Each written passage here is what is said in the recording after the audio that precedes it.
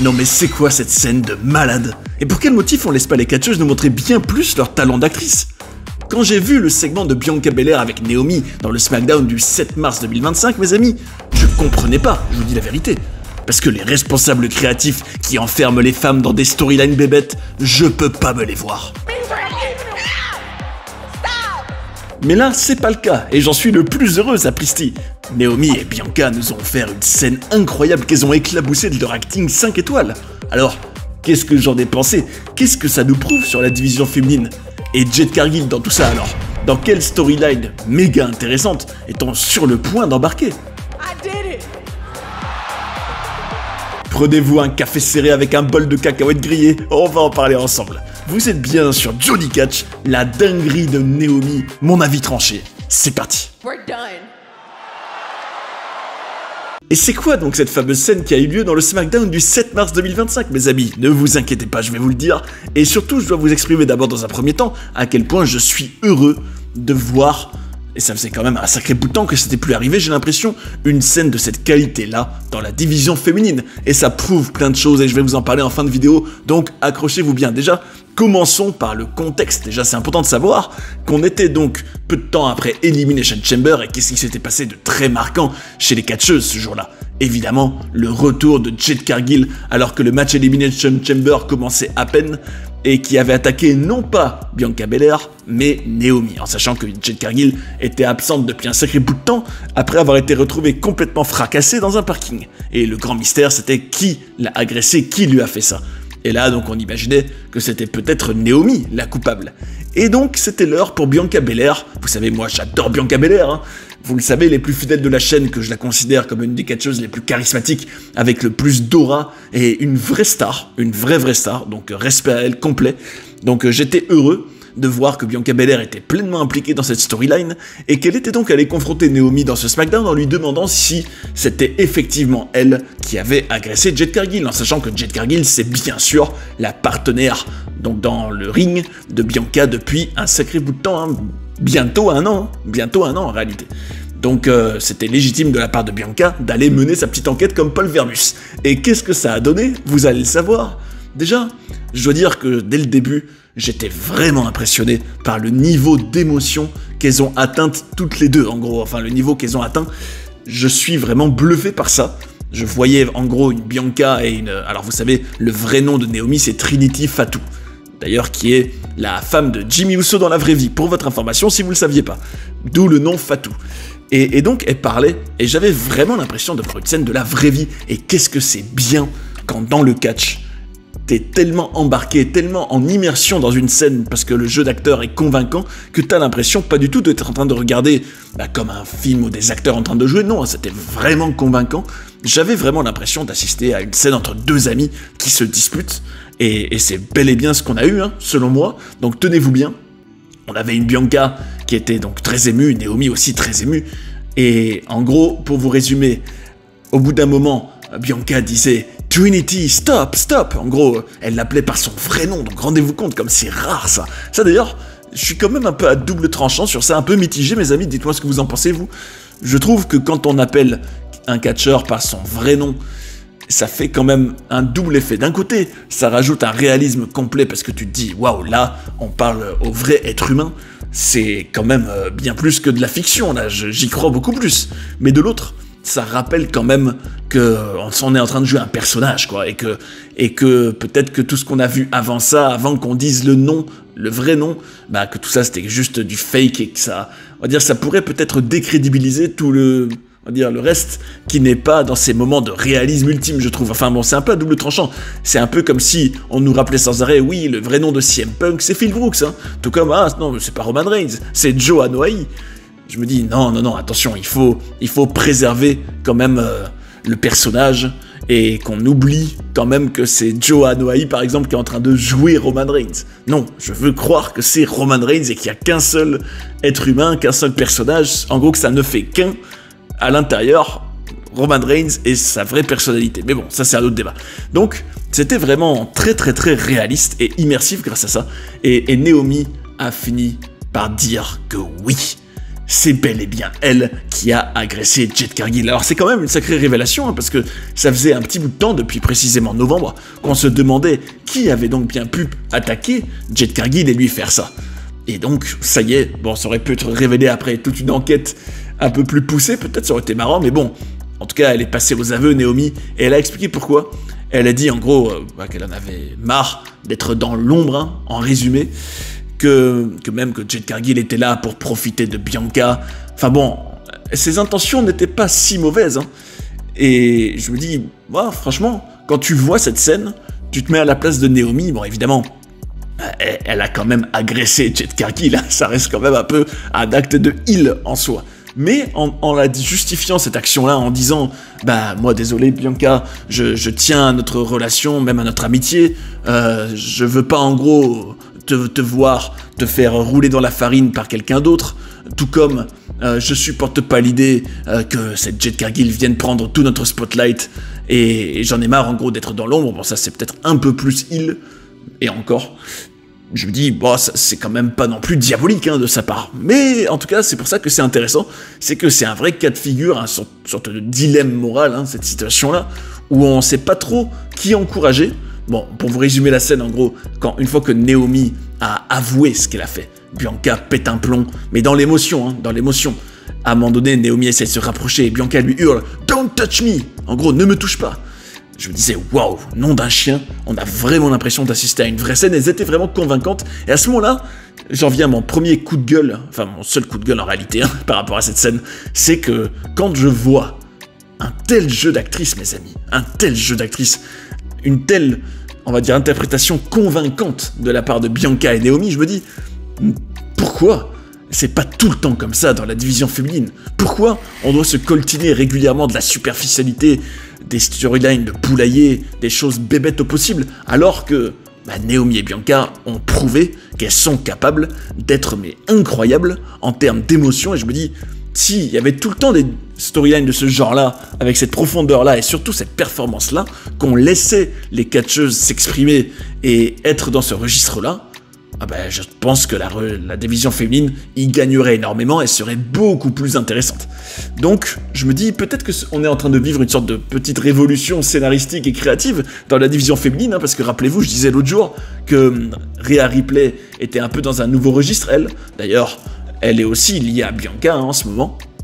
Donc je me dis, peut-être qu'on a décidé de prendre plus le soin de développer des storylines psychologiques et profondes entre les catcheuses plutôt que de rester dans le « oui, je suis meilleur que toi et je vais te le prouver, je dois me venger, blablabla », ça c'est du pur sportif quoi, il n'y a pas vraiment de psychologie, alors que là, c'est de la psychologie, et on est tous d'accord pour dire, je pense, que ce genre de scènes, c'est les plus intéressantes, c'est les plus captivantes.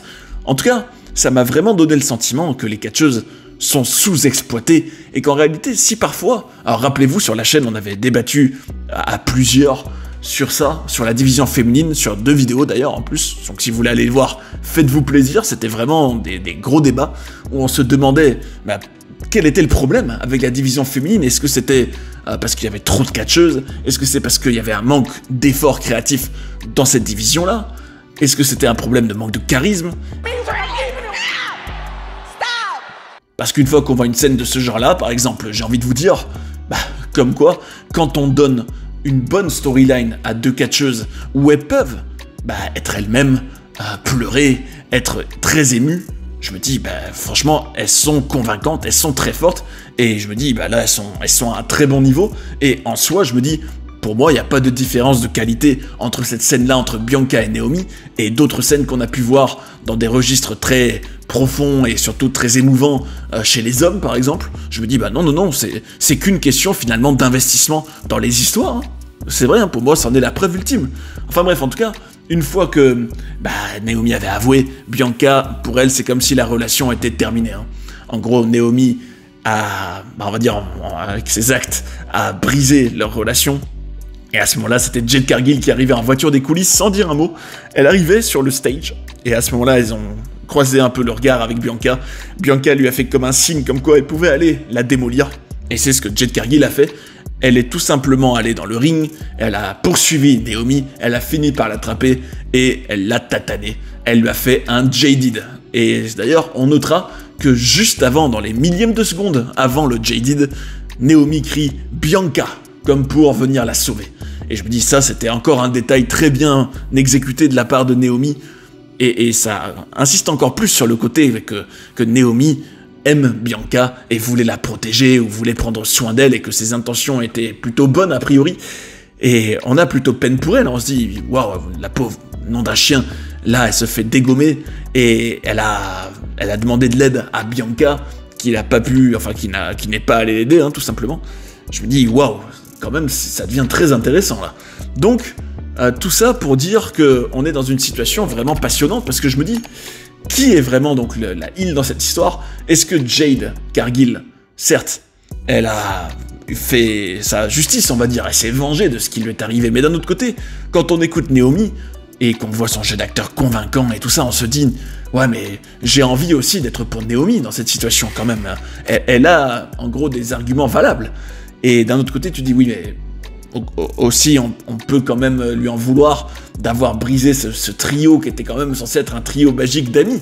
Donc, je trouve que tout ça est vraiment, vraiment intéressant. Et surtout, moi, ce qui m'a le plus bluffé, vous l'aurez compris, c'est vraiment à quel point elles étaient d'un niveau incroyable, je trouve, en tant que catcheuse dans leur jeu d'acteur. Et ça me fait vraiment avoir les boules, hein, je vous le dis, que ce soit pas beaucoup plus souvent comme ça dans la division féminine. C'est dommage. Pourquoi, en gros, avoir de la superficialité ou des storylines bébêtes, quoi, alors que, dans le fond, peut-être que c'est pas que le cas pour Bianca, Naomi, hein, peut-être que d'autres sont largement capables d'être dans ce même registre-là et d'y être très convaincantes, et qu'elles en ont seulement pas l'occasion. Et voilà, en gros, ce que je vous disais tout à l'heure, je vous disais, qu'est-ce que ça nous prouve sur la division féminine? Ça nous prouve que le talent est là. Bon, après, peut-être qu'elles ne sont pas toutes capables de faire ce que Bianca et Naomi ont fait, hein. Ça, on peut pas le savoir tant qu'elles n'ont pas eu l'opportunité de le montrer. Et en sachant que c'est vraiment pas facile d'être convaincant quand t'es en train de pleurer, quand t'es censé être dans l'émotion, ça peut très bien paraître lourd et malaisant, donc c'est très dur, mais elles l'ont fait avec brio. Donc ça veut dire qu'il y a quand même des catcheuses, elles existent, qui sont capables de ça.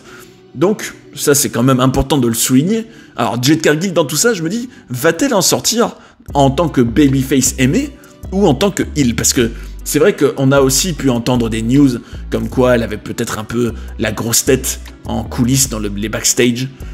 Et c'est sûr que bah ça peut pas vraiment aider à sa cote de popularité, on va dire, parmi les fans qui sont quand même souvent au courant de pas mal de choses, justement, ils lisent les sites de news.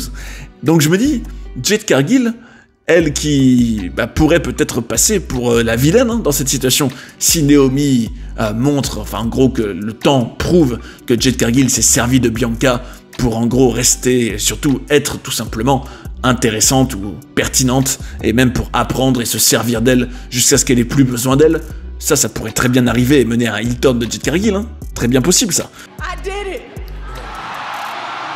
Donc je me dis, Jade Cargill, on est un peu à un carrefour pour elle, parce que même si elle affronte Naomi à WrestleMania et qu'elle la démonte, franchement, pas certain que pour autant elle soit vraiment hyper aimée et qu'elle soit la babyface ultime de la division, hein. C'est loin d'être acquis ça, vu en gros la complexité de la situation. C'est pour ça que je vous dis, dans quelle storyline méga intéressante on est sur le point d'embarquer, en fait je me dis, une situation où on pourrait être tiraillé, on pourrait ne pas trop savoir qui encourager, et ça peut être vraiment passionnant. Je me demande si Naomi va par exemple être dans un rôle où pendant plusieurs semaines, elle va rester en gros juste dans l'émotion et tenter de convaincre à tout prix Bianca qu'elle a eu raison d'agresser Jade Cargill et que c'est Jade Cargill la vraie heel dans l'histoire. Ou alors, est-ce que Naomi va péter un plomb, se sentir abandonnée et vriller complètement et être complètement heel? D'ailleurs, si un jour elle avait la bonne idée de rejoindre la Bloodline en tant que femme de Jimmy Uso, ça pourrait être pas mal, hein. C'est vrai que la Bloodline, ça manque de femmes, hein. En tout cas, je parle dans les storylines, hein, dans le kayfabe, bien sûr. Je me dis, c'est quand même dommage de jamais faire appel aux femmes des personnages masculins, hein, dans cette situation-là, ou tout simplement une Nia Jax par exemple, elle qui fait aussi partie de la dynastie des Anoa'i, dommage de ne pas l'avoir intégrée nulle part à l'écran dans des storylines, c'est dommage. Donc qui sait ce que nous réserve l'avenir pour Naomi. Quant à Bianca, je vous en ai déjà parlé, hein, ça on va pas en reparler, moi vous savez que je souhaite son heel turn, mais ce qui est un peu bizarre avec Bianca, c'est que à peine elle est dans une scène de ouf avec Naomi, dans cette storyline qui implique aussi Jade Cargill bien sûr, mais en même temps, elle est aussi donc gagnante du Chamber, du coup concentrée sur sa quête de redevenir championne, en sachant que on sait pas trop si elle va affronter Io Sky ou Rhea Ripley ou les deux, Triple Threat. Elle est un peu en gros sur deux situations en même temps. J'espère que pour autant elle sera excellente dans les deux registres. Et je suivrai ça avec grand intérêt. Alors je vous invite à me dire en commentaire comment vous avez trouvé cette scène. Si vous l'avez trouvée aussi comme moi très impressionnante. Hein. Et peut-être que ça vous a aussi mis les boules de pas avoir davantage de scènes de ce genre-là à la WWE. Dites-moi en tout cas, je suis vraiment bien curieux d'avoir vos avis. Et bien évidemment, je vous remercie du fond du cœur pour toute votre participation, toute votre contribution à la chaîne. Merci beaucoup vraiment. Croyez-moi, c'est très précieux, ça m'aide beaucoup. Et surtout, c'est toujours un régal à lire. Donc, je me ferai un plaisir d'apprendre ce que vous avez pensé de tout ça. En tout cas, espérons que cette situation entre Jade Cargill, Naomi et Bianca Belair mène à encore plus d'histoires passionnantes et de scènes émouvantes, parce que oui, les catcheuses actuelles, en tout cas celles-ci, en sont largement capables. D'ailleurs, si vous avez envie de découvrir des documentaires sur des personnages incroyables ou d'apprendre plein de coulisses et de controverses de la WWE, j'ai tout ce qu'il vous faut ici. J'espère que vous avez passé un bon moment devant cette vidéo et je vous invite à rester sur Johnny Catch pour en voir d'autres. A tout de suite. And that's the bottom line, 'cause Stone Cold said so.